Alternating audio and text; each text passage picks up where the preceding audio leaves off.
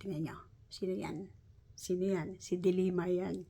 Itong si De Lima, senator siya noon. Hindi pala. Siya yata yung pinakamataas noon ng posisyon sa nag-iimbestiga kay Tatay Digong sa extrajudicial killing na walang napatunayan. Kasi kung may napatunayan siya, doon sa ginagawa na ni Tatay Digong, nakulong ng matagal si Tatay Digong, hindi nga nila nasampahan ng kaso eh. Kaya nga nagkaroon sila ng yung nangyari na sa ICC. O eto, babasahin ko kasi napanood ko to. Nakita ko to, nabasa ko. Babasahin ko sa inyo ha. Kasi napawalang sala ito eh, kaya nakalabas. Ang daming mga criminals na napalabas itong time ni President Marcos. Di ba? Ang dami talaga. Ito, babasahin ko sa inyo ha. Galing ito sa GMA Integrated News. Mainstream media. The Court of Appeals has declared null and void the decision of the Muntinlupa Regional Trial Court to acquit former Senator Laila De Lima and Ronnie Dayan of the drug charges filed against them. De Lima has yet to respond as of writing. Hindi ba? Kasi, paano nangyari at inakwit ng Muntinlupa Regional Trial Court itong kaso na to, samantalang positibo talaga. Hindi ba? Nakasubaybay ako dyan eh. Kasi simula nung merong nabalita na mayor na maraming na connected sa extrajudicial killing, sinubaybay ako na nung si Duterte. Sabi ko, ang tapang-tapang naman itong mayor na to ng Davao. Sabi ko, tapos nasundan pa yon nung pinagsusuntok din ng mayor, si VP Sara naman, yung nagpa-demolish ng mga bahay ng mahihirap. Nakakatuwa silang subaybayan. Tapos dumating nga yung presidency. Pinagmasdan ko siya. Nakakatuwa itong nangyari na to, hindi ba? During the Marcos administration, na-acquit si De Lima. Ngayon, on the third year ng presidency ni Marcos, kinwestiyon naman ngayon. Di ba? Kasi talaga questionable eh. Kasi, ang dami talagang base doon sa pagkakasubaybay ko, ang dami talagang ebidensya na talagang positibo siya. Kaya nga ang tawag sa kanya Saba, yung saging na malaki. Ngayon, pinasasagot siya. Kasi di ba mauupo siya bilang congresswoman dahil nanalo yung kanyang party list, di ba? Kasi ang nakikita ko diyan, ang galing ang nakikita ko diyan. Yan, gagamitin sila at kakatulungin sila ni Tambi para idiin at panindigan yung impeachment ni VP Sara Duterte. Napaka-exciting ng magiging impeachment procedures itong June 30. June 30 mag-uumpisa na po ang impeachment. Huwag niyong kakalimutan. Nakakatawa lang kasi bigla nagkaroon ng question ang Regional Trial Court. Hindi ba? Tama ba? Regional Trial Court ba? O diba? Silip-silip din, para sure. O diba? Muntinlupa. O diba? Kinwestiyon ng Court of Appeals ang decision ng Muntinlupa Regional Trial Court, hindi ba? Merong nag-file nito. Kung sino man yun, hindi binanggit dito eh. Hindi pa binanggit. Pero sa totoo lang, kung nanalo ang Duterte plus Senator Amy and Abby Villar, ang gandang team up nun. Pero okay na rin. Kasi nagpapakitang gilas ngayon ang isang Ping Lacson. Diba?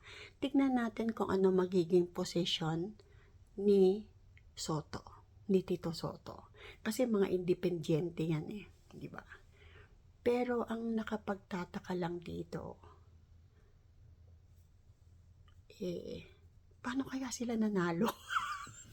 Samantalang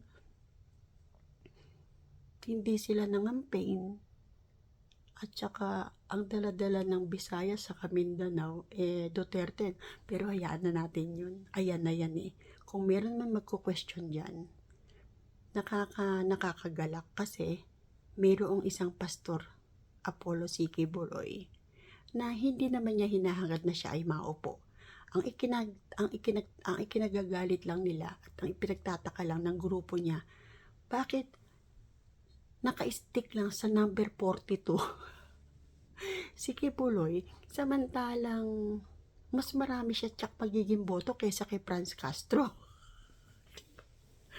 So, ang akin ganito, yung isang tao na may paninindigan para sa tama, willing to correct the mistake, yun ang isang tao na dapat ninyong hangaan. Kasi yung tao na iminamali yung tama at naninindigan doon sa mali at lahat ng pinagsasasabi ay mali, parang hindi maganda, di ba? Ano yun? Siguro, yung mas marami kasi nungalingan mong gagawin, mas marami yung ibabayad. Parang ganun Ako tingin ko dyan money motivated. Kung yung impeachment, politically motivated, yung ginagawa ng isang attorney dyan sa Malacanang, parang financially motivated. Kasi, ang dami-dami ng galit, di ba? Ang dami-dami na yung mga pinagsasasabi na parang halata naman ng hindi totoo, hindi ba? So, abangan natin. Isa sa aabangan natin ang pagbabalik ni Laila de Lima. Diba? Kasi, yung pagkaka-acquit sa kanya during the Marcos administration, kinwestiyon na ng Court of Appeals. Pinagpapaliwanag siya. Diba? Ganito lang po. Kung makakasira sa Pilipinas, dapat mabalik doon sa hawla. So, yun. Kasi tingin ko sa kanya I'm back with revenge. Di ba, Anong revenge ang gagawin niya? At gaano kalala ang pwede niyang gawin doon sa mga taong nagiging pag-asa o magiging pag-asa ng Philippines, ang mga Duterte. Magsasanib puwersa sila para dikdikin at alisin ang mga Duterte pag na-impeach nila si BP Sara. Isa-isa na nilang dudurugin kasi sa ngayon, ang pinakamatibay na Duterte ngayon si BP Sara. At ang pinakamatibay nating pag-asa, Philippines, si BP Sara. Payag ka ba na ma-impeach lang ng ganon-ganon ang isang BP Sara, samantalang wala naman silang makitang ebidensya talaga para siya tanggalin sa pwesto forever, di ba? So, Congresswoman Laila de Lima, hindi na siya senator, congresswoman na siya, nanalo yung kanyang party list. Mababalik ka kaya doon sa pinanggalingan mo o mananatili ka sa kongreso? Hindi ba ganun lang yan May immunity ba siya? Wala pa. Kasi mag-uumpisa pa lang yan sa June 30. Sabay-sabay Sabay-sabay. Magkakaroon ng impeachment, uupo ang mga senators na bago. Abangan natin. Kinwestiyon ng Court of Appeals ang pagkaka-acquit kay Laila de Lima during the term or during the Marcos administration. Fishy. May naamoy ako. Meron din kayo?